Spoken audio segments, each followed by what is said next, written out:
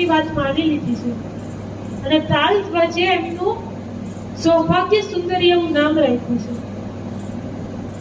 હવે જો નારદજી હતા, સ્ત્રીનું સ્વરૂપ પ્રાપ્ત થયું, રાજાને મળ્યા અને લગ્ન કરીને હવે એમના રાજ્યમાં રહે છે.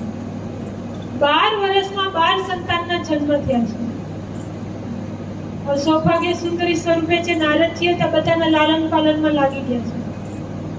મોટા થયા સંતાનો, એને પરણાવ્યા, એના સંતાનો થયા, એ લોકોને રાખવા હકારવું. હવે સૌભાગ્ય સુંદરીને એમ લાગે છે કે મારી જેવી કોઈ ભાગ્યશાળી સ્ત્રી નથી.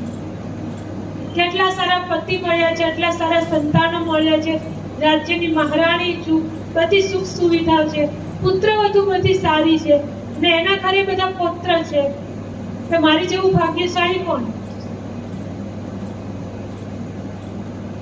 હવે એટલું ભાગ્યના મનમાં આવ્યું અને ભગવાને લીલા ફેરવી.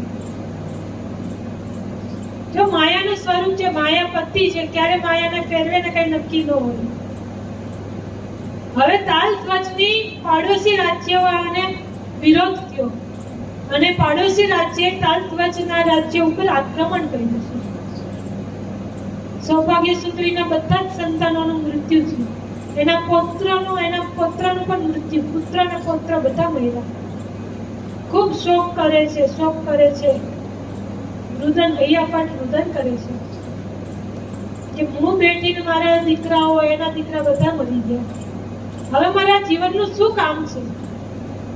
ત્યારે ભગવાન વૃદ્ધ સ્વરૂપે બ્રાહ્મણનું સ્વરૂપ લઈને આવ્યા છે અને સૌભાગ્ય સુંદરીને કહે છે કે દેવી, વૃદ્ધ આત્મા પાછળ રુદન કરવું યોગ્ય નથી.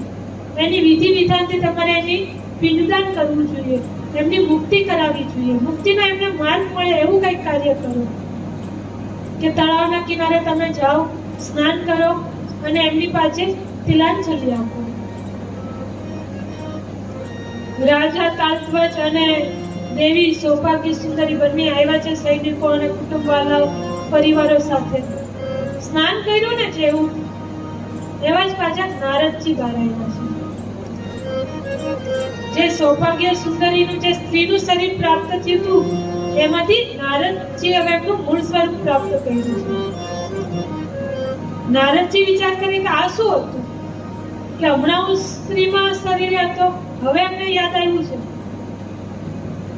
કે અત્યાર સુધી શું બન્યું. તાલધ્વજ જોવે છે કે મારી પત્ની સરોવરમાં સ્નાન કરવા ગઈ હતી, ના ઋષિમુનિ ક્યાં બહાર આવી ગયા. નારદજીને પૂછે છે તો નારદજી જવાબ શું આપે? ત્યારે બ્રાહ્મણ સ્વરૂપે જે વિષ્ણુ ભગવાન પધાર્યા હતા એ તાલધ્વજને સમજાવે છે. અનેક પ્રકારના તર્ક વિતર્ક સમજાવીને એમને કીધું છે કે હવે તમારે તપસ્યા કરવા જવું જોઈએ. હવે તમારું રાજ્ય નષ્ટ થઈ ગયું, તમારા પુત્ર પૌત્ર બી મૃત્યુ પામ્યા છે, તમારી પત્નીનું પણ મૃત્યુ થયું, હવે તમે ભજન કરો. તાલધ્વજ રાજા નિરાશ થઈને વનમાં ગયા છે તપસ્યા કરવા. હવે નારદજી પૂછે છે ભગવાનને કે પ્રભુ આ શું હતું? તો કે આ માયા હતી. તમારે જોવી હતી ને કે માયા કેવી હોય, માયાનું સ્વરૂપ કેવું હોય. કે માયા જ્યારે લાગે ને